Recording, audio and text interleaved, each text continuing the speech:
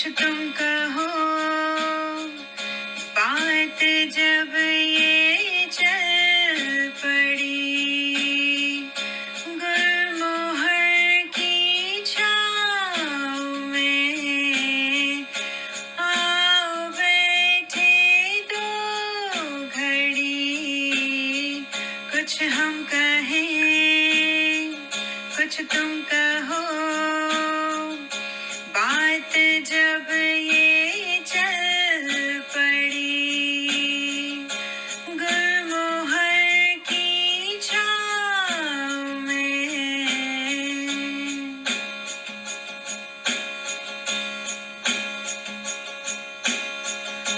गूंथ कर सपनों के मोती, खूबसूरत बने लड़ी, दोस्ती के पक्के धागों से कस कर बांधे दिल की।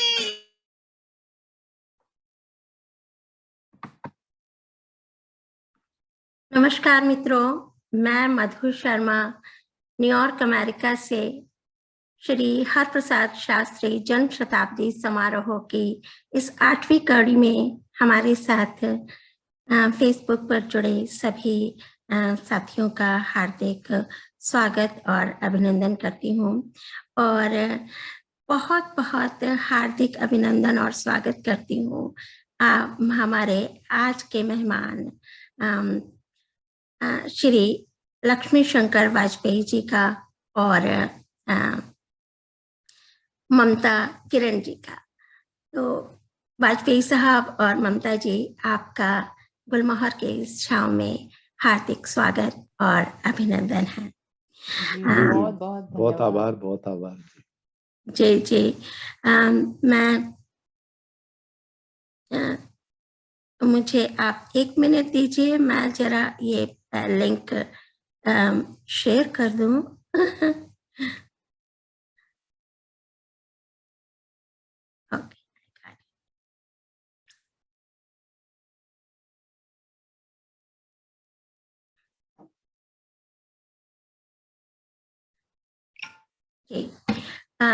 तो ये बड़े ही सौभाग्य की बात है मेरे लिए कि मेरे आमंत्रण पर आप दोनों आज हमारे साथ इस गुलमोहर के पटल पर उपस्थित हैं और इतनी सारी बातें और इतनी सारी जिज्ञासाएं हैं मेरे मन में आप जैसे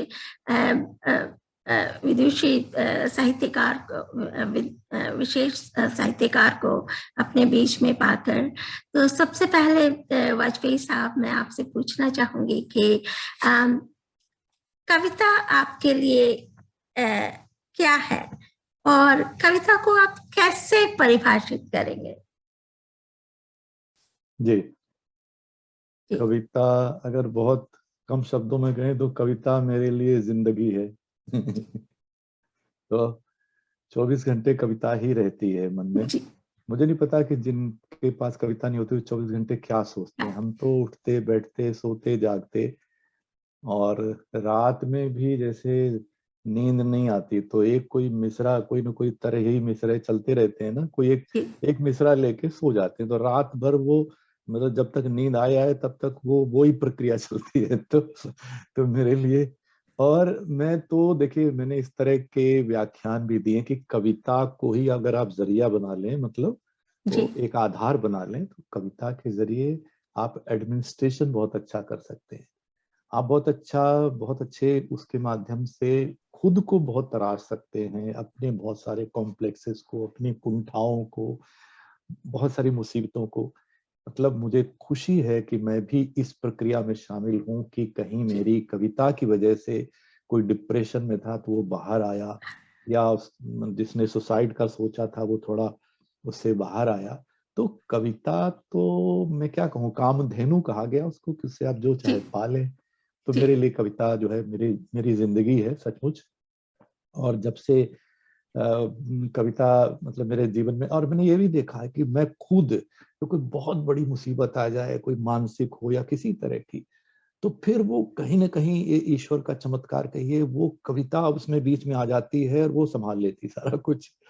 तो इसलिए मेरे लिए बहुत महत्वपूर्ण है कविता जी। आपने क्या बात कही है कि कविता जिंदगी है और कविता कामधेनु है। और सच में ये एक ऐसा माध्यम है जो हमारी हमसे पहचान करवाती है। हमको बहुत कुछ कविता दे सकती है अगर हम इस कविता के साथ आए उत्तरदायित्व को भी समझे हम। तो हमारे लिए सबसे बड़ी जरूरत यह है कि हम कविता के साथ जो एक उत्तरदायित्व हमारे ऊपर आता है, हमारे कंधों पर आता है, हम उसको भी समझें।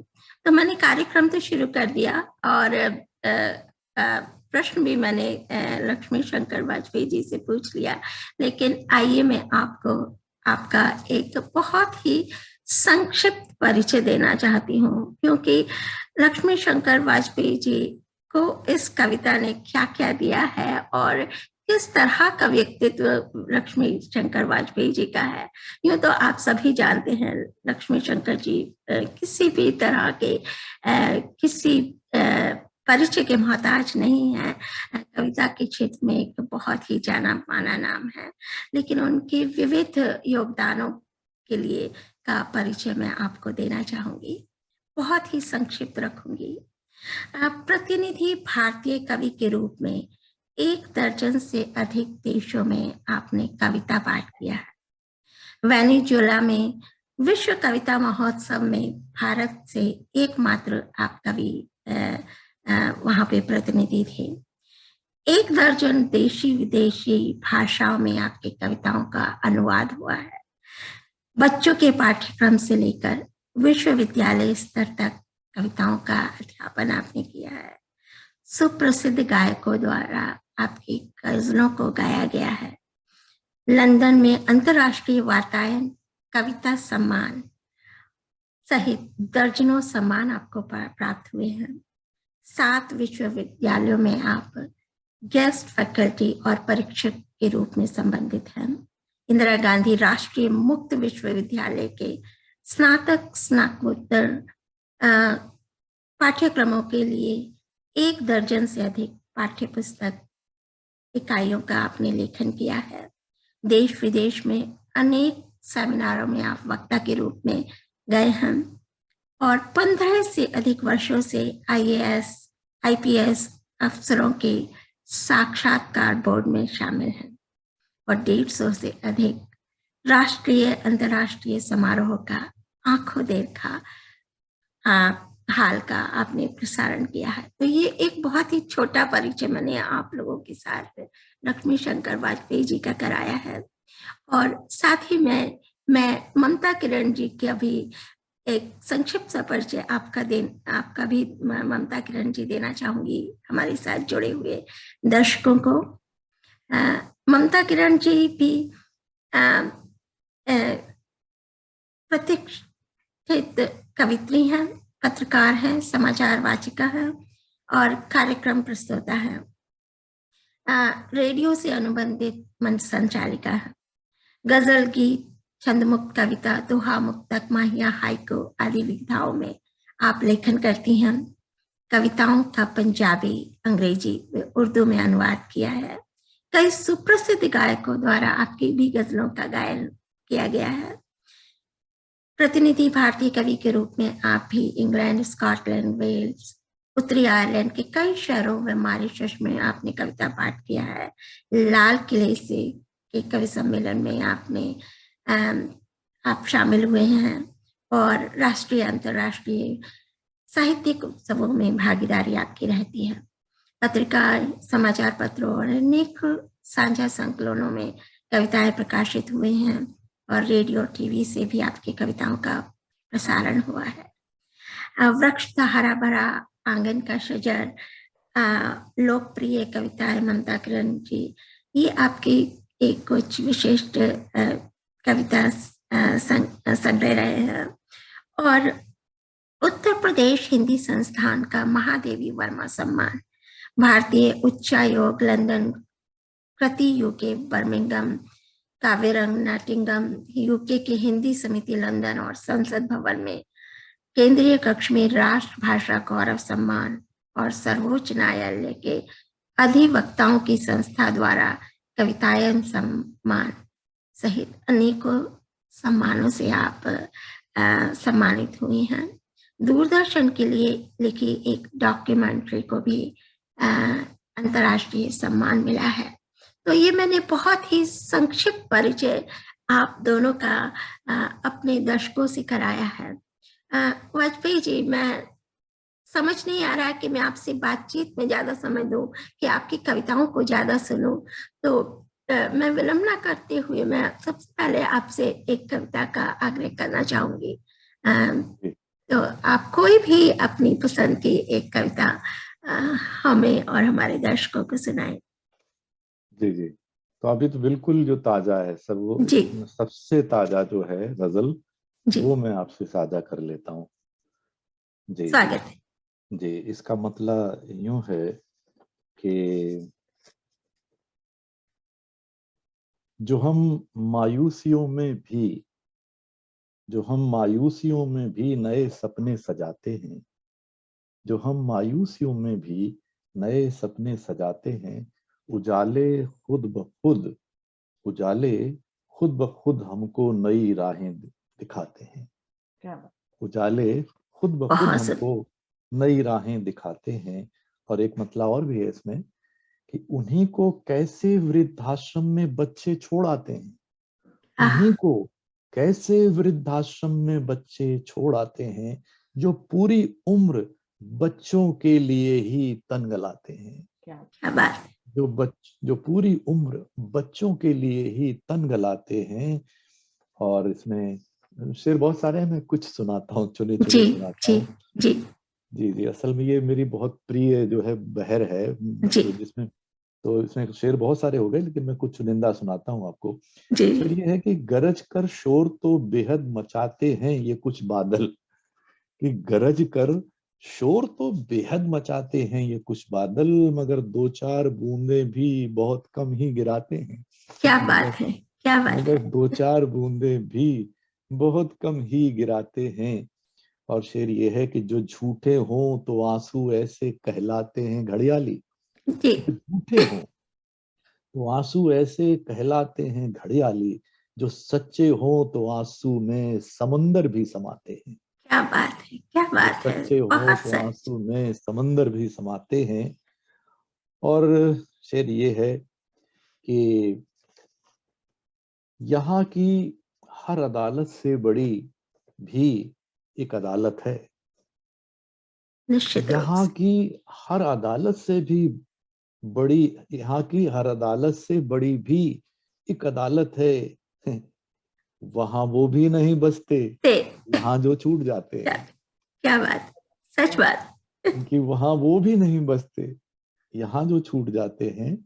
और शेर ये है कि धुआं कालिक ही मिलता है कभी नजदीकी रिश्तों में, जी, धुआं कालिक ही मिलता है कभी नजदीकी रिश्तों में, और जी, कभी रिश्तों के बिन रिश्ते बड़ी खुशियां लुटाते हैं।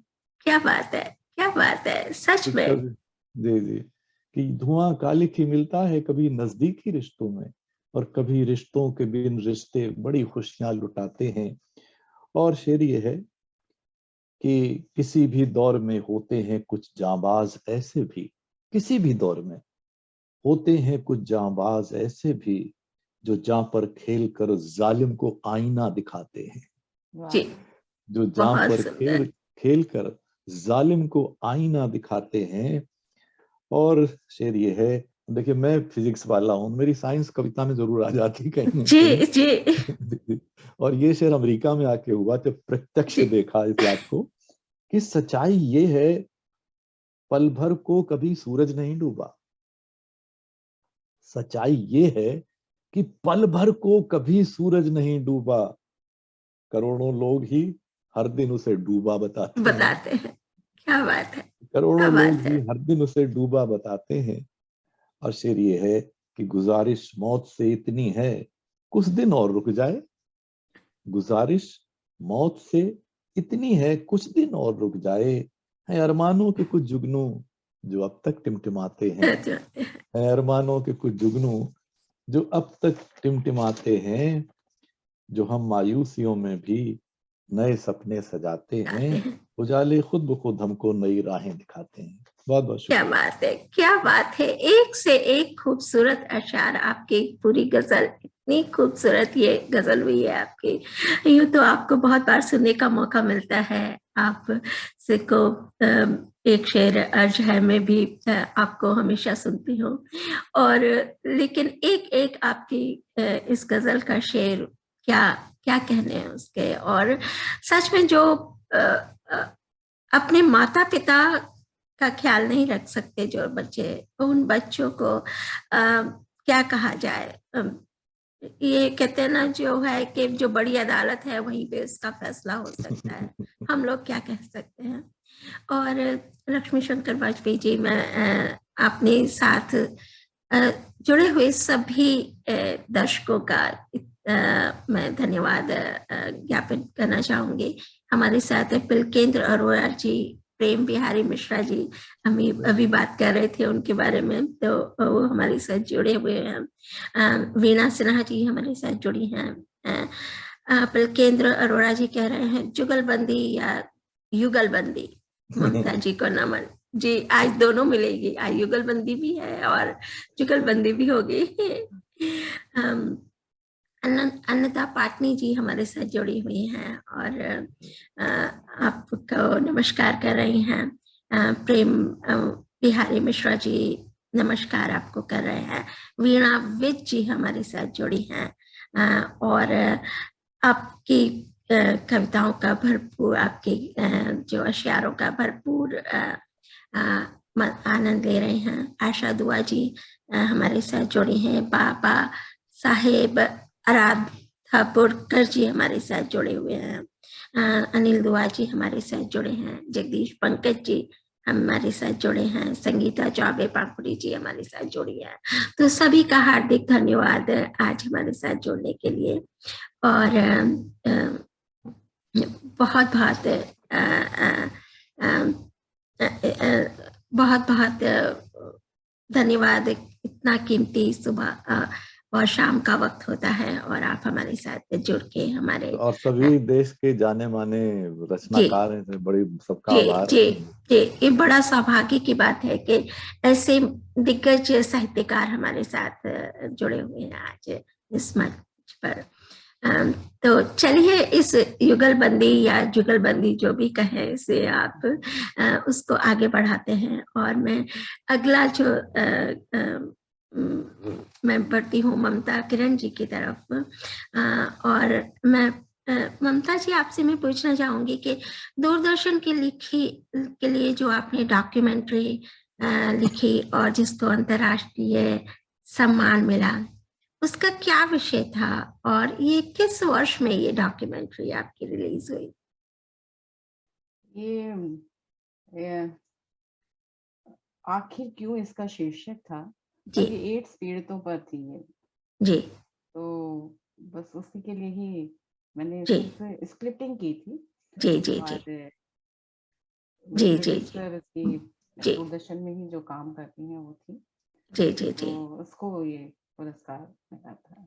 जी जी जी और जी, बहुत ही बहुत काफी, ही जी जी जी जी, और इसको लिखते हुए मुझे बहुत अच्छा लगा था, और इतने सारे जो विजुअल्स थे उनको मैंने देखा, और उसके माध्यम से मैंने अपने शब्दों को पिरोया, और उन पीड़ितों की जो मतलब उनकी जो मन का जो पीड़ा वो है। था, वो उसको पीड़ा, उसको मैंने महसूस किया कि जी कितनी कितनी जो है ना तकलीफें मतलब इनको झेलनी पड़ती हैं, अपने घर से, परिवार से, समाज से, और जी अपने जहाँ काम करती हैं वहाँ।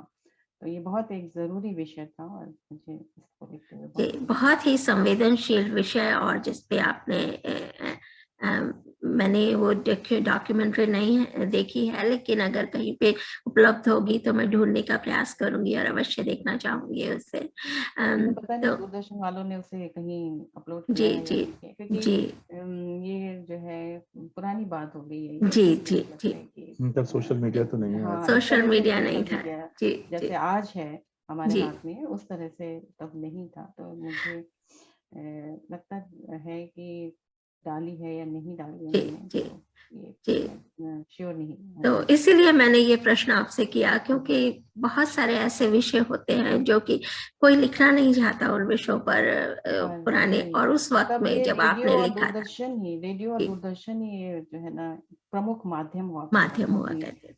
जो सरकार की तरफ से या जी और दूसरे वहाँ पर जो कार्यक्रम प्रस्तोता होते हैं जी उनको अपनी बात कहने के लिए। और जी आज तो हमारे हाथ में है, आज तो हम जब जी। चाहें और अपने मन के भाव व्यक्त कर हाँ सकते जी, निश्चित रूप से। कहते हैं ना, विज्ञान और कविता, मुझे लगता है कि ये कविता को जो विस्तार देने के लिए विज्ञान जो काम कर रहा है वो बहुत ही एक प्रमुख माध्यम है कविता के विस्तार के लिए जो बन रहा है। जी, आज हम अपने मनचाहे कवि को, अपने मनचाहे किसी भी चीज को बार बार देख सकते हैं, बार बार सुन सकते हैं। तो ये एक बड़ा ही सुखद अनुभव है।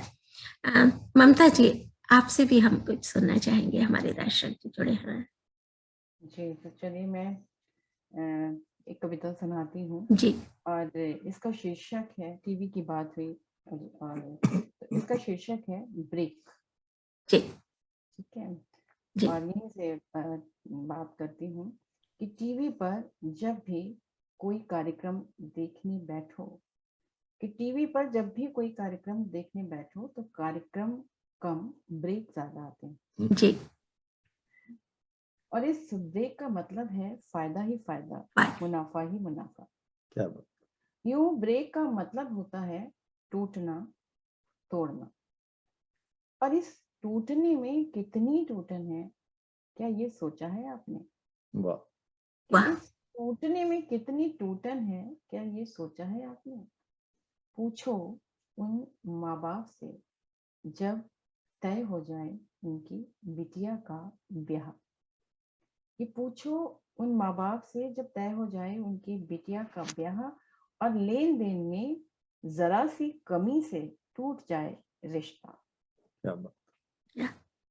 पूछो उस प्रेमी से जो चढ़ रहा हो सीढ़ियां चांद को पाने की, आ जाए उसके आड़े समाज और टूट जाए उसका दिल। कि आ जाए उसके आड़े समाज और टूट जाए उसका दिल। पूछो उस युवा से, कि पूछो उस युवा से जो छूना चाहता हो आसमान और हालात से जूझते हुए गिर पड़े भर भरा कर और टूट जाए उसका सपना। पूछो उन बूढ़े माँ बाप से, कि पूछो उन बूढ़े माँ बाप से जो हर त्योहार जोहते हो बाट अपने बच्चों के घर आने की और टूट जाए उनकी उम्मीद। क्या बात। कि पूछो उन बूढ़े माँ बाप से जो हर त्योहार जोहते हो बाट अपने बच्चों के घर आने की और टूट जाए उनकी उम्मीद। ये ब्रेक भी अजीब है, ये ब्रेक भी अजीब है। किसी के लिए फायदा ही फायदा और किसी के लिए टूटन ही टूटन। क्या बात। क्या बात है, क्या बात है। कहते हैं ना, कविता जो है, साहित्य जो है, वो समाज का दर्पण होता है। और आपने अपनी इस कविता में जो है समाज के कितने सारे मुद्दों को आपने उठाया है और कितने सलीके और तरीके से उठाया है। तो कहते हैं ना कि सिर्फ चिल्लाने से और सिर्फ शोर मचाने से ही अपनी बात को नहीं पहुंचाया जाता। बात को पहुंचाने का, अपने बात को दिलों में उतारने का एक तरीका होता है, एक शऊर होता है, एक सलीका होता है। और कवि के पास ये सलीका और ये शऊर होना चाहिए, और यही हमें अलग करता है बाकी शोर से जो कवि लोग होते हैं। तो बहुत सुंदर आपकी कविता ममता जी, और बहुत बहुत बहुत धन्यवाद आपका ये साझा करने के लिए हमारे साथ में। आजकल टीवी पे सिर्फ शोर ही दिखता है, चाहे जो भी, चाहे कोई कार्यक्रम देखो, चाहे कोई सीरियल देखो, चाहे कोई, और कई बार तो लगता है कि क्यों जो दिखा रहे हैं टीवी पर या रेडियो पर, ये इसका मतलब क्या है, हम क्यों देखें इसको सबको। तो सच में एक साहित्य में एक सीख ना हो, जब तक एक संदेश ना हो, तो वह वो साहित्य को हम साहित्य शायद साहित्य अपना उत्तरदायित्व तब पूरा नहीं करता। जी, बिल्कुल, बहुत सुंदर आपकी कविता ममता जी। तो मैं एक बार फिर से बढ़ती हूँ सर की तरफ, और आपसे मैं पूछना चाहूंगी सर, कि आप कविता से एक लंबे समय से जुड़े हुए हैं, और कविता का जिस तरह का माहौल आपने देखा है वो माहौल आज नहीं है। तो किस तरह का बदलाव आप पाते हैं, और उस बदलाव को देखकर क्या आप किसी तरह की आशा मन में जाती है, या सिर्फ निराशा ही निराशा आपको मिलती है? जी जी, तो आपने बिल्कुल जिसको कहते हैं ना दुखती रग को छू लेना। जी तो देखिए क्या है कि कम से कम मैंने जब शुरुआत की थी, ये बात होगी एमएससी प्रीवियस में जब मैं था, जी और 1974, बहुत साल गुजर गए। जी तो वहां से शुरुआत की थी मैंने। इतना बदलाव हो गया है कि कल्पना, उत्तरी ध्रुव दक्षिणी ध्रुव वाली बात है। जी और बल्कि मेरे से, मैंने जब मैं कविता में आया उससे पहले भी अगर जाएं आप, तो कोई अंतर नहीं होता था साहित्यिक कविता में और कवि सम्मेलन की कविता में। जी मतलब दिनकर जी लगातार कवि सम्मेलन में जाते थे, सुमंगल सिंह जी सुमन लगातार जाते थे, बड़े बड़े जी, नाम हैं, बहुत बड़े सारे। बड़े ना। जी बाद में छोड़ दिया वो एक अलग बात है, महादेवी वर्मा जी भी गई हैं, निराला जी भी गए हैं, फिर आदमी साहित्य साधना में लग जाता है, नहीं कवि सम्मेलन में जाता है, वो अलग बात है। जी उस तरह के कवि सम्मेलन उस जमाने में होते भी नहीं थे। ये तो जी बहुत बात की बात है, जब नीरज जी वगैरह आए और कवि जी, सम्मेलन खूब धुआंधार होने लगे, धुआंधार। जगह जगह होने लगे। अब उस समय फर्क देखिए, एक तो ये है कि पहले जब मैंने शुरुआत की, जी कवि सम्मेलन रात रात भर चलते थे, जी पूरी रात 3-3 चक्र हुआ करते थे, फर्स्ट जी राउंड, सेकंड राउंड। और उनका जो पैटर्न होता था, उसमें गीतकार प्रमुख होते थे, जी उसमें लोकगीत का होना अनिवार्य होता था। जी उसमें क्या कहते हैं, ओज के कवि हैं, रस परिवर्तन के लिए एक हास्य कवि, हास्य कवि। सिर्फ एक। जी कभी भी हमने तो दो देख, बहुत आगे जाके देखा, अब देख रहे हैं, जी वरना एक हास्य कवि होता था, रस परिवर्तन। जैसे जी हर फिल्म में बड़ी से बड़ी जेमिनी की वो थी, जी उसमें एक महमूद जी या आगा या जानी वॉकर आ जाते थे, उस तरह का। जी और सारा मतलब जो है, मुख्य जो है रूप से कविता ही होते, क्या श्रेष्ठ गीत होते थे। राम की जल समाधि कविता से लीजिए, जी मेघराज मुकुल की मेघाणी कविता, लोग रोते थे, नहीं जी हजारों लोग हैं। जी तो ये कविता होती थी। होते होते फिर कैसे, फिर जब ये गैर हिंदी भाषी प्रांतों में कविता गई, फिर वहां मनोरंजन की प्रमुखता हो गई। और धीरे धीरे देखिए, अभी तो ये स्थिति है कि जो असली कवि हैं वो करीब करीब मंच से बाहर हैं। बाहर। सच बात है। मतलब जितने भी, यानी, और अब उनकी जगह बिल्कुल वो नकली कवि, डुप्लीकेट कवि, वो कवि नहीं है। मतलब सिर्फ वो जब उस तरह के, जो जैसे होता है ना कि आप एक टीवी बनते हैं ना, नकली टीवी बना देते हैं ना, जी इधर का जोड़ा उधर का जी जोड़ के बना दिया, तो जी असेंबल्ड कविता है वो। मतलब जी शब्दों की चाट खिलाने वाली बात है, उसमें कुछ इमोशन तरह तरह के आप डाल लीजिए, तो जी वो कविता, उनका कोई साहित्य से लेना देना नहीं, कविता के परम वो हावी है सब पर। जी ठीक है, कुछ कार्यक्रम चल रहे हैं अभी भी, वहाँ कुछ गंभीर बातें हो जाती हैं, रचनाकार बुला लिए जाते हैं जी, कई जगह, लेकिन ये सब अपवाद हो गया है। बात। और लेकिन जो जो ज्यादातर 90% जो है उसमें नकली कविता है, ना। नकली कवि हैं, और वो मनोरंजन प्रधान। अब तो नाम नहीं है। देखिए, हमने जब कविता में आए थे, जी तो हमने हास्य कवि सम्मेलन का नाम तो कभी होली वगैरह में कभी कोई हो जाए तो जी हो जाए, साल भर या तो अखिल भारतीय कवि सम्मेलन, विराट कवि सम्मेलन, जी राष्ट्रीय कवि सम्मेलन, ये होता था। अब तो नाम देखिए ना, उसमें नाम होता है हास्य कवि सम्मेलन, भले ही उसमें गीतकार भी बुला लिए जाए एक दो। तो ये सारा बदलाव हो गया, कविता पीछे चलती गई। और अब तो कोई, जिस तरह की गंभीर कविताएं, जिस तरह के गीत एक जमाने में होते थे, अब उनकी कल्पना करना मुश्किल है। तो ये बड़ा दुख, मतलब जो आप कह रही हैं, लेकिन धीरे धीरे एक चक्र है शायद। शायद। खास करके जब से ये देखिए, अभी देखिए बहुत बड़ा बदलाव अभी आ गया। और वो बदलाव ये है कि कोरोना के दौरान, इस महामारी के दौरान, यानी जब से ये लॉकडाउन लगा और ये सोशल मीडिया इसकी वजह से जो है फेसबुक लाइव वगैरह वजह, हिंदुस्तान के एक दो नहीं सैकड़ों कवि हमारे सामने और पूरी दुनिया के कवि सामने आए और अच्छी कविता सामने आई। जिस कवि सम्मेलन में कोई नौजवान बुला भी लिया जाए, युवा, बेटा बस 1 मिनट में खत्म कर देना, बोलो टाइम नहीं है तुम्हें, वो बेचारा 1 घंटे अब सुना रहा है, इत्मीनान से लोग सुन भी रहे हैं। तो कहने का मतलब ये कि कहीं ना कहीं कुदरत खुद न खुद रास्ते निकालती रहती, तो हम उम्मीद लेके चलते हैं कि अच्छी कविता यानी चलती रहेगी और आएगी, और कवि सम्मेलन के मंचों पर भी वो आएगी, ऐसा हम मान के चलते हैं। अब ये कब होगा ये पता नहीं, ये पता नहीं। बिल्कुल आपने सही कहा। और मैं खुद उस मेरे लिए कवि सम्मेलन अभी तक भी वही हैं जो कि पूरी पूरी रात चलते थे, वही कवि सम्मेलन मुझे याद है, क्योंकि मेरे पिताजी हमेशा कवि लाल किले पर 23 जनवरी को कार्यक्रम होता था और 24 तारीख को गाजियाबाद में एक विशाल कवि सम्मेलन हुआ करता था, और वो कवि सम्मेलन भी एक यादगार कवि सम्मेलन हुआ करता था। कवि सम्मेलन भी तब गिने चुने हुआ करते थे, साल में 1 या 2 कवि सम्मेलन, अगर पूरे शहर में हो गया तो बहुत है। आज तो कल तो देखते हैं कि हर रोज कहीं ना कहीं कवि सम्मेलन और एक के बाद एक होते ही रहते हैं। और कविता को जो सुनने का था, वो उनको सुन के हम लोग इतना उनके पीछे पागल रहते थे कि वो अभी तक वो उस वक्त बचपन में सुनी कविता अभी तक हमें याद है, हमारे दिलो दिमाग पर बैठी हुई है वो कविताएं, वो कभी भी उनको भूल नहीं। आज लोगों के पास कविता सुनने के लिए नहीं आते, वो सिर्फ आते हैं कुछ समय बिताने के लिए, और ये कविता का हाल हो गया है। तो सच में कविता के लिए हमें बहुत कुछ करने की आवश्यकता है। कविता को, जो अच्छी कविता है उनको पढ़ने का जो पढ़ना बहुत जरूरी है।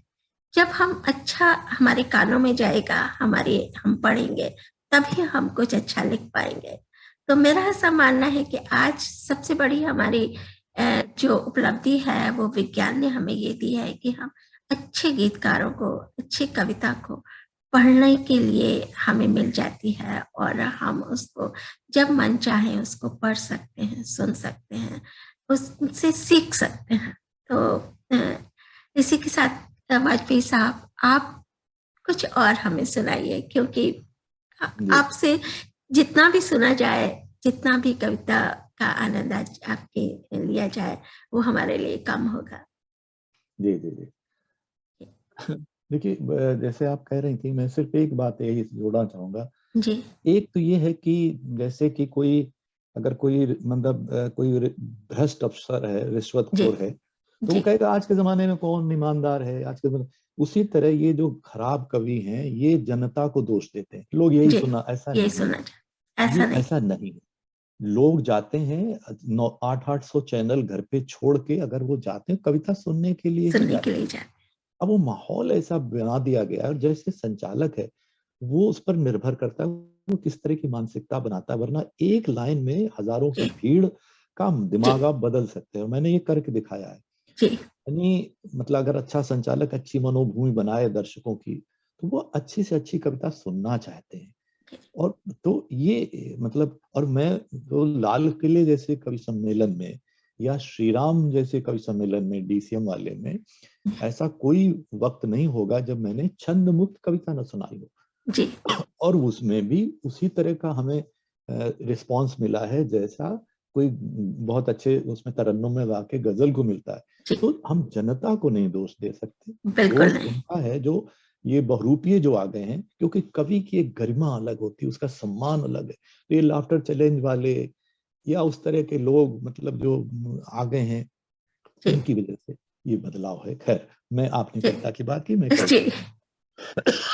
जी एक गजल सुनिएगा और सुनिएगा कि पूछा था रात मैंने ये पागल चकोर से, पूछा था रात मैंने ये पागल चकोर से, पैगाम कोई आया है चंदा की ओर से। क्या बात है। ये पूछा था रात मैंने ये पागल चकोर से पैगाम कोई आया है चंदा की ओर से।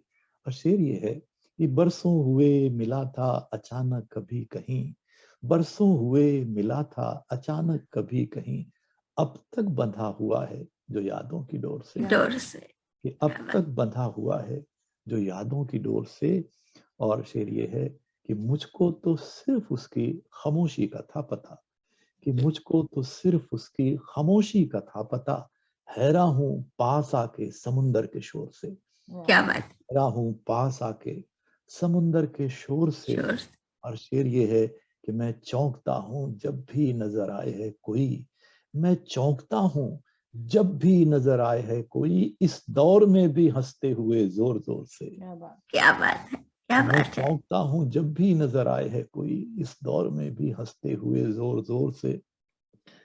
और आखिरी शेर ये है जी, कि ये क्या हुआ है उम्र के अंतिम पड़ाव पर, ये क्या हुआ है उम्र के अंतिम पड़ाव पर, माजी को देखता हूं मैं बचपन के छोर क्या से। बात। कि आहा, माजी को देखता हूं मैं ये बचपन के बचपन छोर के से। छोर से। पूछा था रात मैंने ये पागल चकोर से, पैगाम कोई आया है चंदा की ओर से।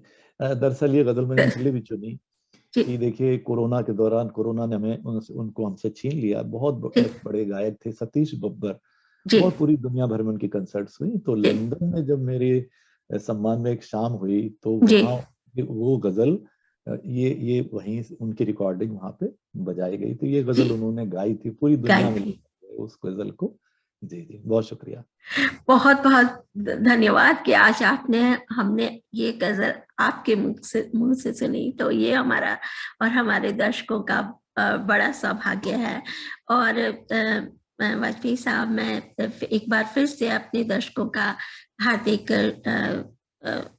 शुक्रिया अदा करना चाहूंगी। अम, अ, हमारे साथ अभी तक बिलकेंद्र अरोड़ा जी जुड़े हुए हैं। हमारे तमाम दर्शक लगातार हमारे साथ जुड़े हैं। बिलकेंद्र अरोड़ा जी, संगीता चौबे जी, वीणा सिन्हा जी, अन्नदा पाटनी जी। और वो कह रही हैं कि तरन्नुम में सुनाए कृपया। तो अच्छा, जरूर दीदी, अगली कविता सर से तरन्नुम में भी सुनेंगे। जगदीश पंकज जी हमारे साथ जुड़े हैं। आज के कवि सम्मेलन पर सही विचार प्रकट किए गए वाजपेयी जी ने, मेरा भी यही सुझाव है। उर्मिला शर्मा जी जुड़ी हैं, संगीता पंखुड़ी जी जुड़ी हुई हैं हमारे अभी तक हमारे साथ। और सभी दर्शकों का हार्दिक हार्दिक धन्यवाद है कि अपना बेशकीमती समय हमें सुनने के हमें दे रहे हैं आज के। तो एक बार फिर से मैं ममता किरण जी की ओर चलती हूँ। और ममता किरण जी, आपने अनेकों बार लाल किले से कविता पढ़ी है, और यह तो हर कवि सम्मेलन अनूठा होता है, उसके अलग अलग अनुभव होते हैं। लेकिन लाल किले की बात मुझे लगता है कुछ अलग होती है। आपने अनेकों बार कविता पढ़ी है और अनेकों कविताएं लाल किले से पढ़ी हैं। तो क्या कोई ऐसी कविता है जो आपको आपके पास अभी है और आप अभी हमारे साथ पढ़ सकते, हमारे दर्शकों को सुना सकते हैं? क्योंकि लाल किले से मुझे लगता है हर तरह की कविता नहीं सुनाई जाती। हर उस वहाँ का माहौल थोड़ा अलग होता है। तो अपनी, अगर आपको कोई भी ऐसी उस लाल किला पे जिसका पाठन आपने किया है, अगर वो कविता आपको याद है तो कृपया हमारे साथ साझा कीजिए। बिल्कुल, लाल किला कवि सम्मेलन बहुत महत्वपूर्ण होता है, और उस जितने नाम वाजपेयी जी ने लिए वो सब वहाँ जाकर के पढ़ चुके हैं। और नेहरू जी वहाँ बैठा करते थे। तो जी, वहाँ से लेकर के ये परंपरा अभी तक चली आ रही है लाल किला जी, कवि सम्मेलन की। और जी, सच में बहुत हर किसी कवि का सपना होता है कि एक बार वहाँ जा करके पढ़े। लेकिन जी, जैसा अभी बात हुई मंचों की क्या स्थिति है, तो अब वहाँ पर भी इसी तरह का माहौल हो गया है कि जी। जो एक अच्छी कविता और सच्ची कविता होती है, बड़ा ही उसकी दुखद विषय है ये। ये उसकी थोड़ी वहां पर भी कमी दिखाई पड़ती है। मैंने जी, भी, मतलब मैं अभी, यदि मैं 15 साल पहले की बात करूं, तो तब में और आज के समय में बहुत अंतर आ गया है। अब पहले जहाँ चारों तरफ एक विशाल जो है ना जनसमूह होता था, चाहे आप आगे देखिए, चाहे पीछे देखिए, दाएं देखिए, बाएं देखिए, चारों तरफ एक विशाल जनसमूह नजर आता था वहाँ कविता सुनने के लिए। शाम से एक लाइन लगी होती थी और पास मिलता था और अंदर जाने के लिए प्रवेश होता था।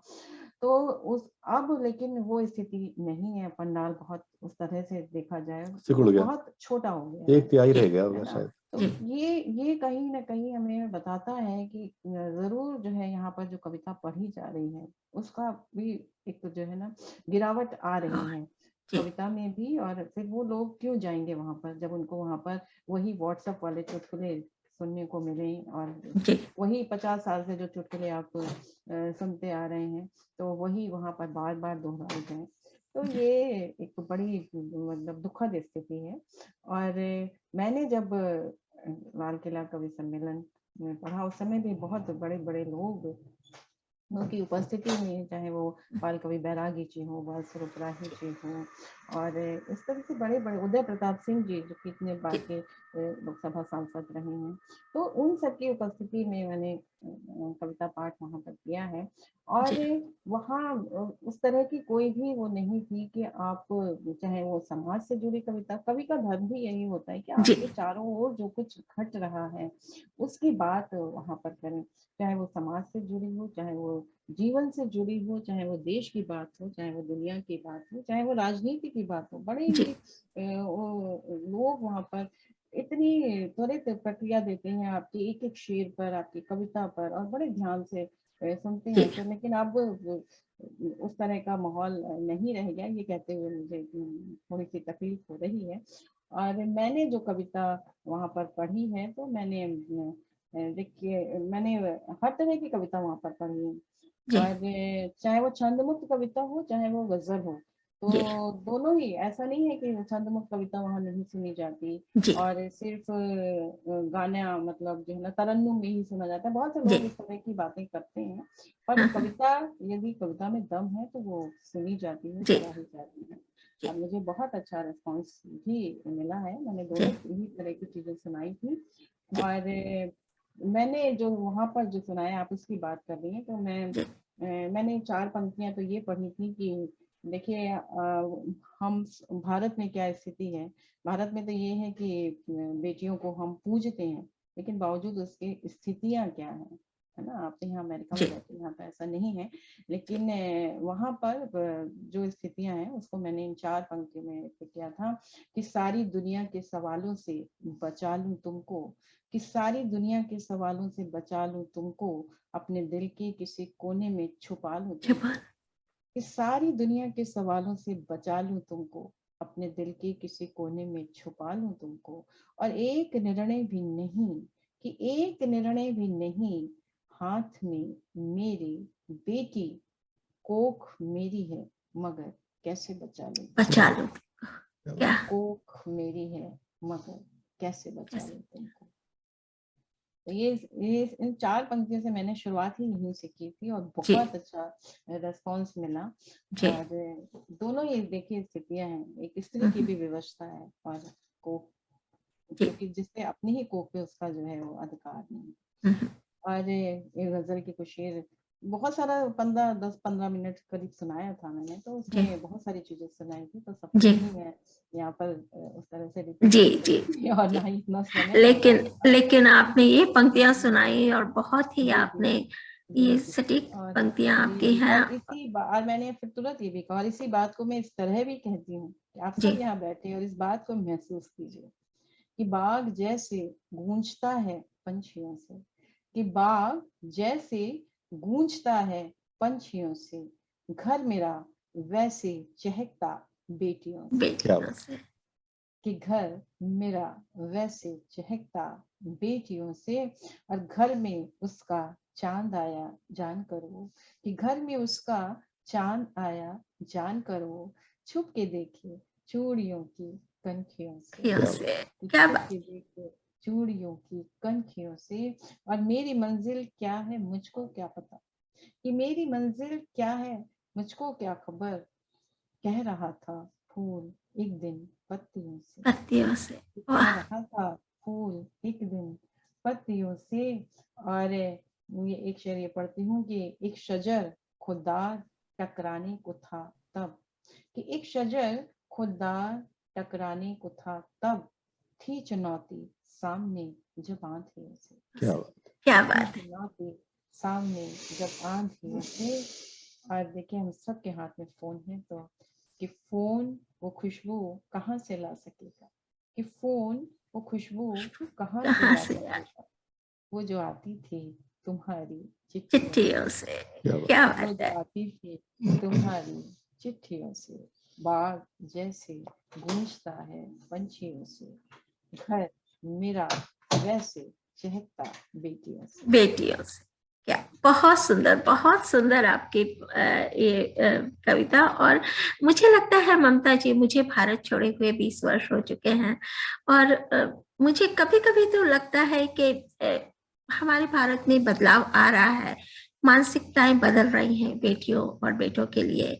जो जरूरत है वो है बेटियों को आप विशेष सुविधाएं मत दीजिए, लेकिन बेटे बेटियों को एक जैसे संस्कार हमें देने चाहिए। जहाँ बेटियों को हम बाहर जाके जॉब करना, पढ़ाना सब सिखाते हैं, वहाँ बेटों को हमें अपने घर में खाना बनाना और घर के काम करना ये सिखाएं। और सबसे पहले उनको किस तरह से जो है अपने रिश्तों को निभाया जाता है, किस तरह से सम्मान दिया जाता है अपने बड़ों को और अपने समान उम्र वालों को, ये हमें अपने बेटों को सिखाने की जरूरत है। अगर हम ये कर लें तो शायद हमारी आधी लड़ाई पूरी हो जाएगी। तो हम बेटियों को बड़ा ना मांगे, आगे ना करें, लेकिन बेटों और बेटियों में पक्षपात ना करें कोई उनमें। उनको बेटियों के लिए अलग करिकुलम और बेटों के लिए अलग करिकुलम ये ना रखें हम। संस्कार की बात जब आती है तो वो एक जैसे दें। तो बहुत सुंदर आपकी कविताएं। और देखिए कहते हैं ना, उम्मीद पे जमाना है, और लगता है हमारी देश की बेटियां निश्चित रूप से एक दिन ये बात को सारी दुनिया में बता देंगी कि बेटियां किसी से कम नहीं है, और होती भी नहीं है बेटियां किसी तरह से कम। जी। मैं अगला जो प्रश्न करना चाहूंगी वाजपेयी साहब आपसे है कि आपने विगत में बहुत सारे ऐसे ऑनलाइन सेशन किए हैं जहाँ पे जो नवांकुर होते हैं, जो नए लेखन के क्षेत्र में नए लोग होते हैं, उनको उनके पास भाव होते हैं लेकिन उनके पास शिल्प नहीं होता, उनको किसी विधा की समझ नहीं होती है। आपने बहुत सारे ऐसे ऑनलाइन सेशन किए हैं, तो क्या आने वाले समय में भी आप ऐसा कुछ करने वाले हैं जिससे मुझ जैसे या मेरे जैसे बहुत सारे अन्य लोग कुछ सीख पाएंगे? जी जी जी। अब बीच में शायद हैंग हुआ था बीच में मुझे, लेकिन मैं जो समझ पा रहा हूँ वो कविता की पाठशाला वगैरह की आप बात कर जी रही हैं। जी जी देखिए वो तो मैंने अपने जीवन का एक मिशन जैसा बना लिया है। जी एक उसमें ये है कि बहुत सारी हमारी जो विधाएं हैं वो खत्म जी होती जा रही हैं, विलुप्त हो रही जी हैं। तो बहुत सारे जो अंतर्राष्ट्रीय समारोह हैं, कविता ये जो लिटरेरी फेस्टिवल होते हैं, जी उनमें कई जगह मैंने वो सत्र रखवाया है कि जी एक ही मंच पे एक ही सेशन में कविता के 25 रूप, कविता के 30 फॉर्मेट्स, विधाएं अलग अलग जी जी जी वो एक साथ वहां पर आए। कई बार मैंने अकेले वो कार्यक्रम किया है, कई बार वो उसमें हमने और लोगों को भी जोड़ लिया है ना, कि कोई गीत सुनाए, कोई दुआ सुनाए, कोई माहिया सुनाए, कोई कहमुखरी सुनाए, कोई वगैरह वगैरह। तो अच्छा, और मेरा उद्देश्य हमेशा ये रहता है कि जैसे कविता की पाठशाला है, अब उसमें क्या हुआ कि मान लीजिए मैंने एक एक विधा पर बात की और करीब 1.5 साल वो कार्यक्रम चला, तो उसमें नए नए बहुत सारे ऐसे लोग निकल के आए जिन्होंने उसका नाम भी नहीं सुना था। मान ली माहिया का उदाहरण दूं, माहिया का तो बहुत सारे लोग ऐसे थे और जाने मान जो 40 साल से मतलब इसी कविता में थे, और उन्होंने माहिया का नाम नहीं सुना था। फिर उन्होंने माहिया लिखना शुरू किया और खूब सारे माहिया लिखे, और जी। ऐसे पूरे भारत में 100 से ज्यादा लोग होंगे, और फिर वो क्रम चलता है। कुछ लोगों ने जी। अपने अलग समूह बना लिए कि वो माहिया का उन्होंने ग्रुप बना लिया जी। व्हाट्सएप वगैरह का या फेसबुक वगैरह के। तो कहने का मतलब ये है कि ये तो हमें हमेशा ये रहता है। एक कार्यक्रम मैंने करता रहा कविता के खजाने से, जी। ताकि ये जो तमाम सारा जो है, क्योंकि खाली कोसने भर से तो बात नहीं बनेगी, वो जो कवि जी। सम्मेलन में हो रहा होगा, जी। लेकिन मैं उस कार्यक्रम में जो कालजयी कविताएं हैं, श्रेष्ठतम कविताएं हैं, पुराने लोग हैं जिनको हम नहीं कहाँ से उनको हम हाँ, याद करते हैं, पूरी भारतीय भाषाओं की जो कविताएं हैं, पूरी दुनिया की जो भाषाओं की कविताएं हैं, जी। जो लोक भाषाएं हैं जिसमें अवधी, ब्रज, भोजपुरी वगैरह वगैरह, तो वो एक कार्यक्रम में करता रहा। वो थोड़ा सा भी ब्रेक ले लिया मैंने, लेकिन मैं उसको फिर शुरू कर, बड़ी उसकी मांग भी है जी। और मैं फिर शुरू करूंगा। और ये जो आप कह रहे हैं ये वाला, ये भी क्योंकि एक समय के बाद चीजें फिर वो लोग जी। मतलब जी। जी। उन्होंने सीख ले, नए नए लोग आते रहते हैं, जी। वो भी मैं कोशिश करूंगा कि दोबारा जी। से कोई, जी। जी। वो मेरे निश्चित जीवन रूप। का एक हिस्सा बन गया और मैं जरूर इसमें लगा। और भी प्रयास चल रहे हैं। अभी एक संस्था है जिसने अभी मुझसे संपर्क किया है, वो बाकायदा रजिस्ट्रेशन करा के और उस तरह की वर्कशॉप्स कराने वाली है। जी। जी। तो वो सिलसिला चलता रहेगा, बिल्कुल बिल्कुल। जी। जी। जी। जी, क्योंकि हम मेरे जैसे जो नए सीखने वाले हैं, हम लोग कई बार लिखते हैं और हम सोचते हैं कि हम माया लिख रहे हैं, लेकिन उसमें कुछ त्रुटियां होती हैं। तो उन त्रुटियों को हम कैसे दूर करें, ये जब तक हमको मार्गदर्शन सही नहीं मिलेगा। ये मैंने सिर्फ एक विधा का नाम लिया है, ऐसी बहुत सारी विधाएं हैं जो कि हम लिखने का प्रयास करते हैं, लेकिन उसमें हमको विधा के जो सूक्ष्म तकनीकी मुद्दे होते हैं उनका ज्ञान नहीं होता उतना ज्यादा। तो हम जी तो जी। सोच के लिखते हैं माया, लेकिन वो माया होती नहीं है। जी जी। हम सोच के लिखते हैं कि ये गजल है, वो गजल होती नहीं है। तो मार्गदर्शन की बहुत ज्यादा आवश्यकता है। कुछ जो लोग नए सच में जो लिखना चाहते हैं या सीखना चाहते हैं, तो जी। जी ऐसा अगर हो, आप कोई भी करें, तो ये सच में बहुत ही हम मेरे जैसे लोग बहुत ही लाभान्वित होंगे इससे। तो आप इतनी सारी विधाओं में लिखते हैं वाजपेयी जी, आपकी सबसे प्रिय विधा क्या है? नहीं, प्रिय विधा तो स्वाभाविक रूप से सारी। देखिए गजल है, मतलब जी। क्योंकि उसी से मुझको एक रास्ता मिला। देखिए जी। मेरे तो 7 पीढ़ी में किसी ने कविताएं लिखी नहीं थी, जी। तो मैं बिल्कुल अनाड़ी था इस क्षेत्र में। फिर इसके बाद फिर साइंस स्टूडेंट, और वो भी टॉपर, ये और मुसीबत थी। जी। तो टॉप करना है, समय जी। नहीं इधर उधर कहीं, मतलब किसी चीज के लिए। तो मुझे एक जैसे कुछ रास्ता मिला, तो मैं व्यंग से मैंने शुरुआत की। जी। तो लेकिन फिर जब ये दुष्यंत जी की गजलें आई सामने, जी। जी। तो मुझे एक जी। रास्ता मिल गया जी। कि भाई एक दो दो पंक्तियों में आप अपनी बात कह सकते हो। तो बात गजल कर जो है स्वाभाविक रूप से मेरी प्रिय विधा है। जी। और जब आप गजल लिखते हैं तो दोहा ना लिखें, क्योंकि वो भी 2 पंक्तियों वाली बात है। 2 पंक्तियों की होती है। जी। इसी तरह हाइकू है, मतलब क्या होता है गजल का जादू क्या है, एक जा। शेर में 2 पंक्तियों में अब जी। कितनी बड़ी बात कह देते हैं, कोटेशन बन जाती है। जी। किसी भी नेता का, किसी भी संत का, किसी भी, चाहे वो डिबेट हो रही हो, बिना कोई शेर सुनाए किसी की बात पूरी नहीं होती। जी। प्रधानमंत्री को भी जरूरत पड़ती, राष्ट्रपति को भी जरूरत पड़ती। तो जी। अच्छा, तो वही है। बिल्कुल तो सच आगे बात। तो इसी तरह फिर हाइकू है, तो उसमें और छोटा हो गया कि भाई 5 7 5 सिर्फ 17 अक्षरों में सारी बात कहनी। सारी तो बात जो है। गजल लिखता है वो स्वाभाविक रूप से उसका आकर्षण माहिया की तरफ, दोहे की तरफ, कह मुकरी की तरफ, या तो वो है। फिर वो एक जी। और चीजें जुड़ती गई कि अच्छा गीत साथ में चलते ही रहा हमारे। जी। तो इस तरह करते कराते ना वो विधाएं, फिर वो एक मिशन ही बन गया। जी। तो ये ठीक है कि आपको हर विधा, क्या होता है जैसे आप एक्टिंग करते हैं, एक्टर जी। बनते हैं, तो जी। फिर आपका मन करता है कि कभी आप पुलिस ऑफिसर भी बने, तो कभी जी। आप चोर भी बनते हैं, जी। तो कभी आप साधु बन जाते हैं। तो वो आनंद आता है। तो आप अलग अलग विधाओं में रचना कर्म करते हैं, जी। तो बड़ा उसका एक आनंद, एक चुनौती भी होती है और एक आनंद भी होता है। तो हम्म। बहुत प्यारी प्यारी विधाएं हैं हमारे पास, जी। और मैं तो सुनाता भी हूँ। जी। मतलब कभी अभी गाजियाबाद में आपके हिंदी भवन है, जिसमें आपके जी। पिताजी का इतना बड़ा योगदान है, जी। तो वहाँ वहाँ बहुत विराट कवि सम्मेलन उनकी याद में हुआ था, डॉक्टर जी। कुंवर विजय की स्मृति में। जी। मैंने अभी माहिए सुनाए थे। जी। तो यही है कि हर तो विधा का कुछ अपना एक माया, जादू है। कुछ कुछ उन सभी विधाओं का थोड़ा थोड़ा जादू अगर हमें अभी देखने को मिल सकता है क्या? जी जी जी। नहीं देखिए, एक तो अब दोहे चल निकले, दोहे खूब जी सुनाए जा रहे हैं, खूब लिखे जा रहे हैं, तो जी 2-3 दोहे जैसे आप सुन लीजिए। जी एक दोहा ये है कि देखूं जब जब डिग्रियां दिखते हैं हर बार, देखूं जब जब डिग्रियां दिखते हैं हर बार, अम्मा के गिरवी रखे पायल कंगन हार। क्या बात। अम्मा के गिरवी रखे पायल कंगन हार। अलग अलग रंग के दोहे हैं। एक जी, दोहा ये है देखिए कि वैभव इधर पुकारता उधर पुकारे बुद्ध, क्या बात। कि वैभव इधर पुकारता उधर पुकारे बुद्ध, जीवन भर चलता रहा एक अघोषित युद्ध। कि सच में। जीवन भर चलता रहा एक अघोषित युद्ध।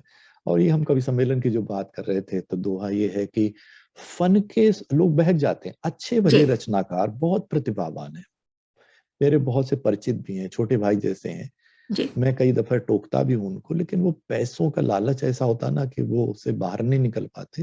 जी। तो वो दोहा ये है कि फन के सौदे खूब कर, फन के सौदे खूब कर, जी लेकिन रख एहसास, बस।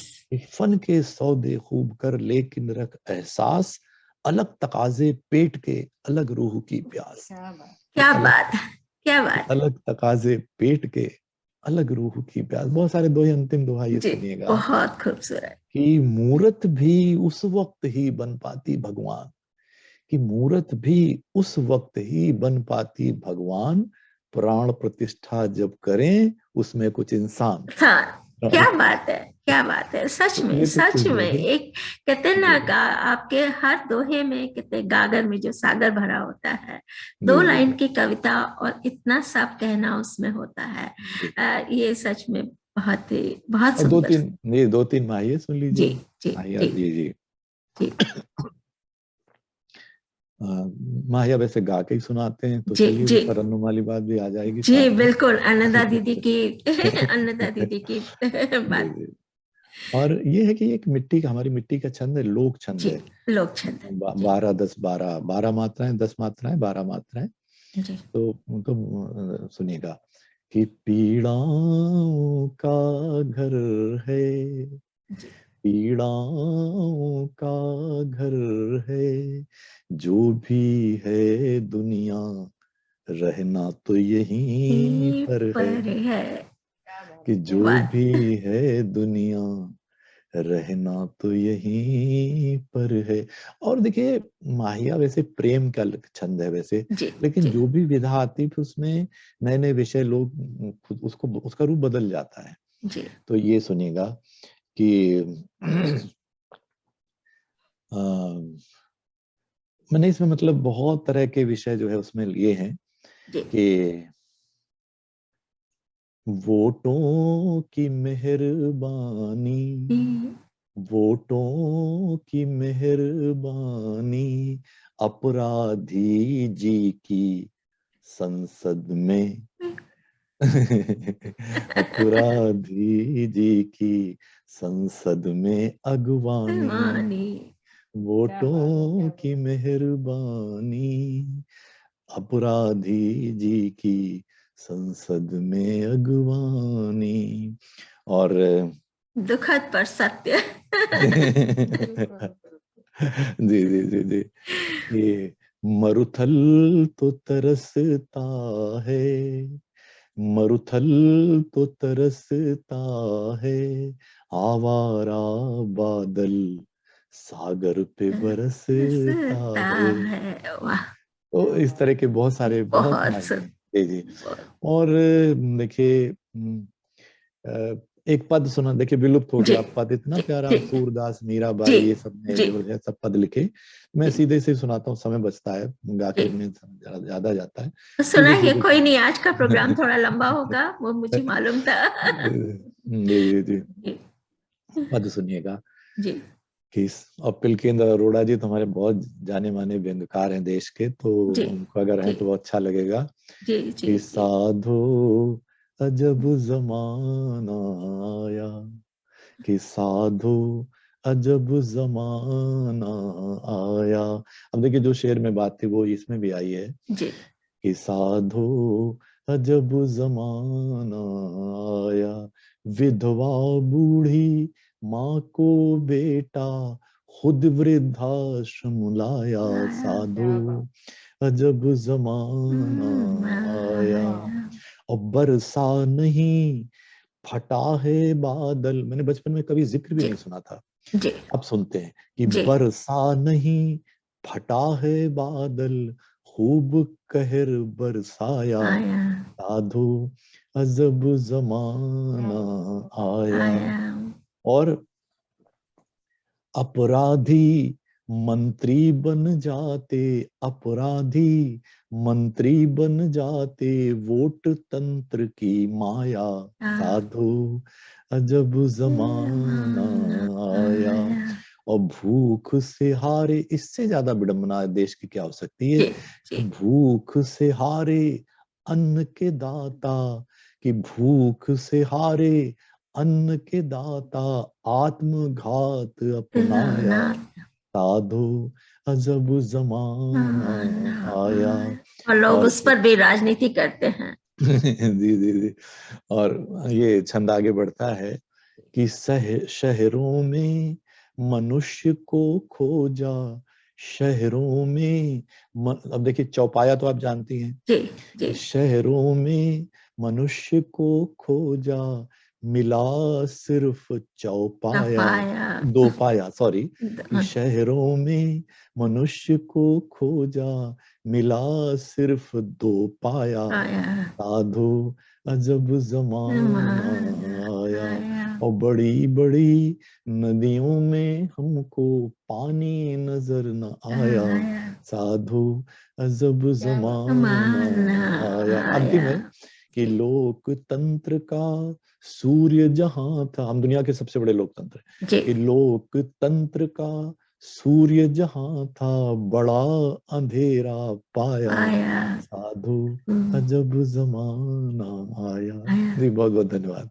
बहुत ये खूबसूरत, कुछ बहुत। 3 विधाओं के नमूने हो गए। जी जी जी जी बहुत। ये बड़ा सौभाग्य है कि आपसे इतनी सारी विधाओं का हमको सुनने का मौका मिला, और एक से एक सुंदर आपके जो पद, मैया और दोहे हमने सुने। सच में आज की हमारी सुबह सार्थक हो गई है। और यही सवाल मैं आपसे भी करना चाहूंगी, ममता किरण जी। आप भी बहुत सारी विधाओं में लिखती हैं, तो आपकी सर्वाधिक प्रिय विधा क्या है? और आप कुछ थोड़ा थोड़ा अपनी विधाओं में से, जैसा कि अभी वाजपेयी साहब ने हमें सुनाया, अगर आप भी हमें जी कुछ झलकियां दें। कोशिश मुझे तो, मैंने तो रखा नहीं है अभी मेरे जी पास। जी, जो याद आ जाए, अगर या। जी जी। तो जी मैंने वैसे लिखे हैं, हाइकू लिखे हैं, जी और जी जगदीश व्योम जी हैं, उन्होंने जी हाइकू कोश प्रकाशित किया, उसमें भी मेरे हाइकू हैं। जी और तो हाइकू भी लिखे हैं, और ये माहिया भी लिखे हैं, जी जी और दोहे लिखे हैं, गजल जी लिखी है, छंद कविता, ये बहुत सारी विधाओं में मैंने भी लिखा है। जी जी जी और लेकिन वही बात है कि मेरी भी जो है वो गजल, जैसे कि अब जी प्रिय विधा हो गई। मैंने जी। शुरुआत तो छंद मुक्त कविताओं से ही की थी। आई थिंक गजल में कुछ जादू है कि एक बार जो लिखना शुरू करता है वो उसकी प्रिय विधा बन ही जाती है। जी जी जी बिल्कुल बिल्कुल। और बाद में जब मैं गजल की तरफ आई, तो अब जो जी है मुझे लगता है कि गजल जो है वो मेरी जी इसलिए भी प्रिय विधा है कि गजल में आपको हर शेर में एक अलग अलग तरह की बात कह लेते हैं। बात उसी है। गजल में आपने समाज की भी बात की, दर्शन की भी बात की, अध्यात्म की भी बात की, और राजनीति की भी बात की।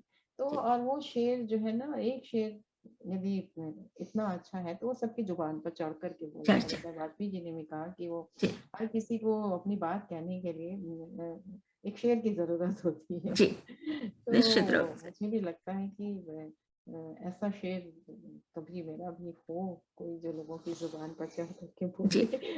और अच्छा लगता है कि जी आप उसका काफिया और अदीब लेकर के आप जो है ना सोचते हैं कि कुछ ऐसी बात हो, कुछ ऐसी कोई ऐसा शेर आ जाए, जी और तो बहुत प्रिय विधा अब मेरी गजल ही है। गजल हो गई। लेकिन मैं आपको कुछ दोहे सुना देती हूँ। जी जी, स्वागत है।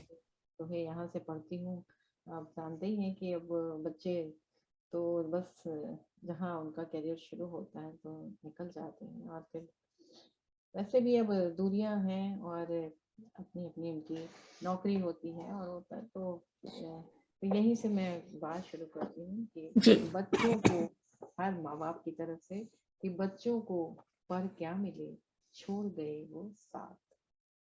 कि बच्चों को पर क्या मिले छोड़ गए वो साथ, दीवारें ही बच गई जिनसे कर लो बात। बात सच। दीवारें ही बच गई जिनसे कर लो बात।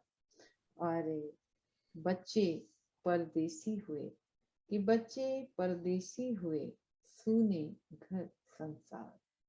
कि बच्चे परदेसी हुए सूने घर संसार, इंटरनेट पर ही मने अब सारे सारे त्योहार। इंटरनेट यही पर सच्चाई है। ही मने अब सारे त्योहार। और ये भी दोहा देख लीजिए कि विज्ञापन में छा रहा रिश्तों का जो जाल। कि विज्ञापन में छा रहा रिश्तों का जो जाल, जीवन में आ जाए तो हो जीवन खुशहाल। हाँ, वाह, जीवन बहुत में सुंदर। आ जाए तो हो जीवन खुशहाल। खुशहाल। और करो भले कितने जतन हो न कभी आबाद। कि करो भले कितने जतन हो न कभी आबाद, सुई चुभे शक की अगर हो जीवन बर्बाद। क्या बात। बर्बाद। कि सुई बहुत चुभे शक की अगर हो जीवन बर्बाद। और बहने दो रोको नहीं आंखों से ये नीर। कि बहने दो रोको नहीं आंखों से ये नीर, कुछ हल्की हो जाएगी मन की भारी पीर।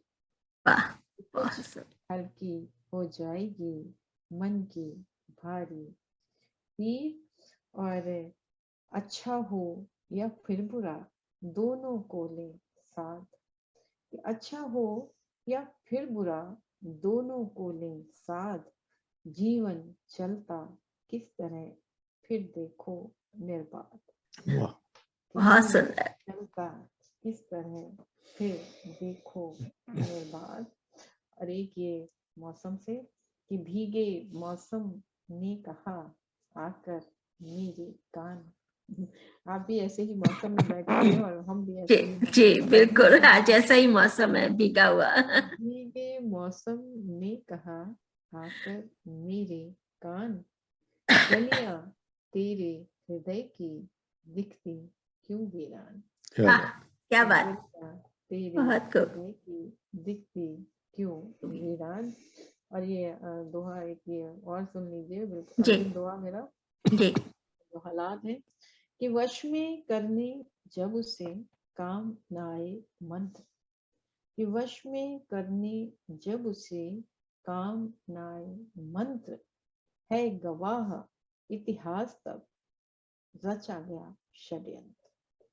वाह, क्या है बात। गवाह क्या बात है, क्या बात है। बहुत सुंदर, बहुत सुंदर ममता जी। और इस बीच हमारे साथ जुड़ गई हैं नीलम वर्मा जी, अरे क्या बात। और दमयंती शर्मा जी, अलका ओहो। शर्मा जी, आपको नमस्कार कर रही हैं दमयंती शर्मा जी। और हमारे जो पहले जुड़े हुए दर्शक सभी अभी तक हमारे साथ जुड़े हैं, बिलकेंद्र अरोड़ा जी, अन्नदा पाटनी जी, वीणा विज जी, प्रेम बिहारी मिश्रा जी, और वीणा सिन्हा जी, सभी अभी तक हमारे साथ निरंतर बहुत बहुत सराहना सभी का आपके बहुत से आभार। कर रहे हैं। और बहुत सुंदर और सटीक आपके दोहे, और ये जितनी भी विधाएं हैं, सच में कम शब्दों में बहुत सारी बातें लिखनी होती हैं इनमें, और गागर में सागर की तरह होती है। और लगता है कि आजकल के युग में जब लंबी लंबी कविताएं ना कोई पढ़ना चाहता है ना कोई सुनना चाहता है, तो यही विधाएं आज के युग में सबसे ज्यादा काम आती हैं हम कवियों के। तो चलते चलते मैं ममता जी आई, मुझे पता है कि आप और वाजपेयी सर बहुत अच्छा गाते भी हैं, तो मैंने अनेकों बार आप दोनों को सुना है। तो चाहे तो आप अलग अलग सुनाइए या इकट्ठा, जैसे भी आप चाहें। अच्छा।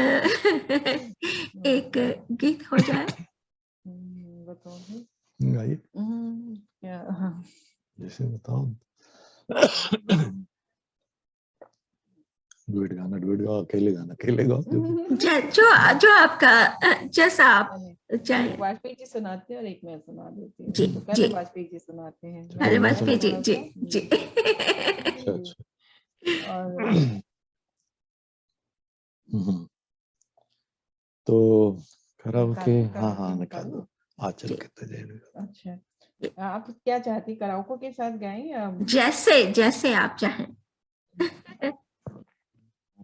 थोड़ा सा वक्त हम, लगेगा इसको कोई बात नहीं निकालने है। में? तब आज तक आप कुछ, हाँ बताइए। मुझे लगा ही था कि आज का कार्यक्रम 1 घंटे में समेटना मुश्किल होगा। क्योंकि नहीं, एक तो मैं आप, ऐसा करता हूँ, मैं नज्म गा देता हूँ, वो बिना उससे की भी चल जाएगी, वो नहीं नहीं, जल्दी आप से आपको। ढूंढ लीजिए, कोई बात अच्छा, नहीं है।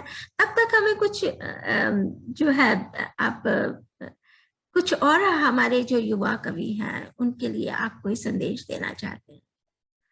देखिए संदेश हाँ ये है कि जी अ, कविता जो है बहुत एक तो जिम्मेदारी का काम है, बस यही जी बार बार मैं एक बात कहता हूँ।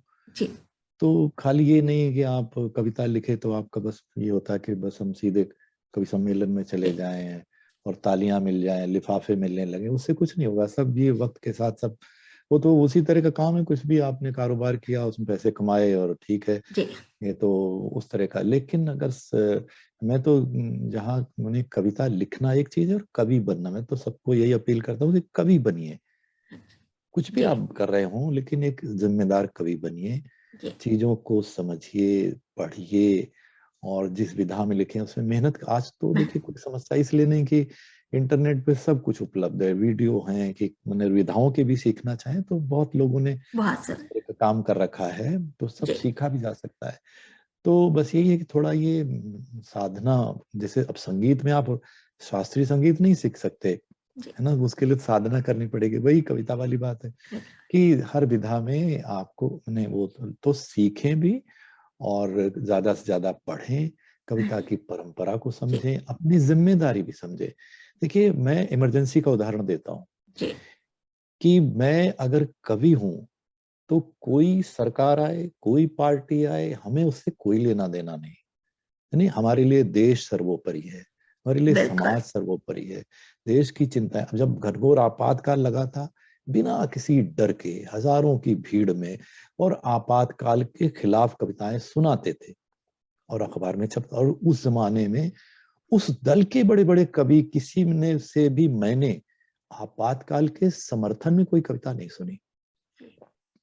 ये अब हम देख रहे हैं कि कवि जो है वो लालच है या जो भी है या क्या है, वो चाटुकारिता में लग रहे हैं। ये कवि का काम नहीं है। कवि कवि का हमेशा काम नहीं। वो परमानेंट विपक्षी दल होता है, वो जी कोई सरकार है, किसी दल की है, वो हमेशा देश की बात करेगा और जो गलत है उसका विरोध करेगा। मैं नहीं कह रहा हूँ कि विरोध के लिए कोई विरोध नहीं करता, हमारा हाँ, किसी से क्या लेना देना, कोई हो। क्या? लेकिन अगर गलत हो रहा है, नहीं, अगर भारत महिलाओं के लिए सबसे असुरक्षित देश है घोषित रूप से एशिया में या जी विश्व में भी बहुत टॉप पे इसमें, तो फिर अब चिंता कभी नहीं बताएगा तो कौन कौन बताएगा बताएगा? कि हम कहाँ जा रहे हैं, भुखमरी में कहाँ जा रहे हैं। हम प्रेस फ्रीडम में 140 नंबर पे, 150 पे क्यों पहुंच गए हैं? दुनिया के सबसे बड़े लोकतंत्र में तो 10 पे होना चाहिए, टॉप 5 में होना जी चाहिए। जी तो कहने का मतलब हमारी चिंताएं देश के लिए होना चाहिए। ये बस मैं कहना चाहता हूँ नौजवानों को कि भाई, नहीं आप अगर और दूसरी बात, कवि का काम है समाज में प्यार फैलाना, प्यार फैलाना। भाईचारा भाईचारा फैलाना। वो शांत की बात करे, चाहे वो नहीं किसी भी तरह का प्रदूषण अगर है, दुनिया संकट में, तो उस पर भी बात करे। ये नहीं बात खाली गिने चुने आप टॉपिक पे बात करते रहे, देश दुनिया कहाँ जा रही है, और आप अभी मतलब ठीक है प्रेम भी है जीवन में और जी। प्रेम गीत भी होने चाहिए, मैं नहीं कह रहा हूँ, लेकिन जी। आप प्रेम गीत ही वही 17वीं शताब्दी की कविता सुना के तालियां पिटवाते रहे तो ये भी एक अपराध है मेरे हिसाब से। तो जी बिल्कुल बिल्कुल। तो ये इतना ही से कहना था कि नौजवानों को कि भाई अगर कवि बने हो तो अपनी गरिमा को समझिए, अपनी मर्यादा, अपनी ताकत को समझिए, और सत्ता की आंखों में आंखें डाल के बात करिए। जी, जी, तो भले निश्चित उसके रूप लिए से। कोई कष्ट उठाने पड़े तो कोई बात नहीं, हो सकता है कुछ सुविधाएं लालच नहीं मिले, नहीं उसका पूर्ति नहीं हो आपके, तो क्या फर्क पड़ता है। खैर इन्होंने कराओके नहीं निकालिए मिल शायद। पाता निकालिए। जी। मुझे कितना आ पाता है, चलिए। माइक कुछ आ रहा म्यूजिक? जी हल्का सा आ रहा है। जी। माइक के आसपास रखो। आ चल के तुझे मैं लेके चलूं एक ऐसे गगन के तले, जहां गम भी न हो आंसू भी न हो, बस प्यार ही प्यार पले। एक ऐसे गगन के तले, कि ऐसे गगन के तले।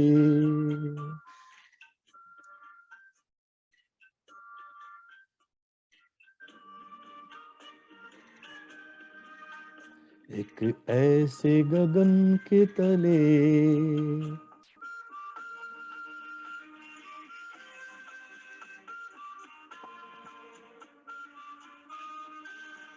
सूरज की पहली किरण से आशा का सवेरा जागे, सूरज की पहली किरण से आशा का सवेरा जागे, चंदा की किरण से धुलकर घन घोर अंधेरा भागे, चंदा की किरण से धुलकर घन घोर अंधेरा भागे, कभी धूप खिले कभी छाँव मिले, लंबी सी डगर न खले, जहाँ गम भी न हो आंसू भी न हो, बस प्यार ही प्यार पले। एक ऐसे गगन के तले।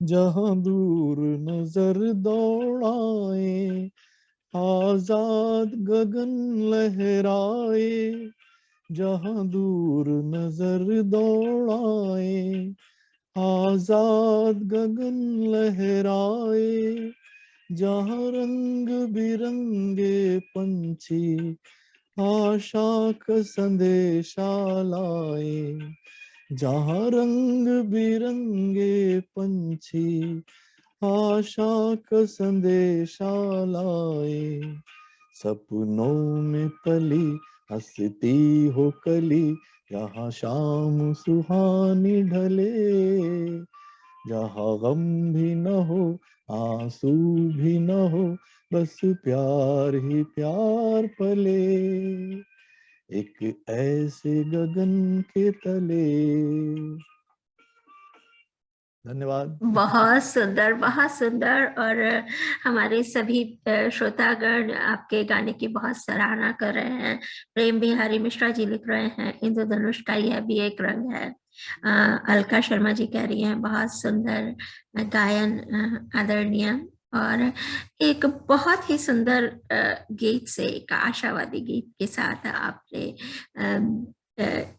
इस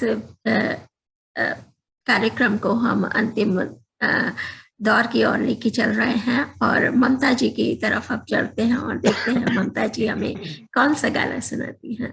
मैं एक तो उमा देवी का बहुत पुराने समय पे लेके जी उमा देवी का। जी जी जी। टुन टुन। जी जी जी जी। मैं विदाउट कराओके गा रही हूँ। जी जी। तो ये जल्दी से स्वागत है। टाइम लीजिए अपना, कोई जल्दी नहीं है।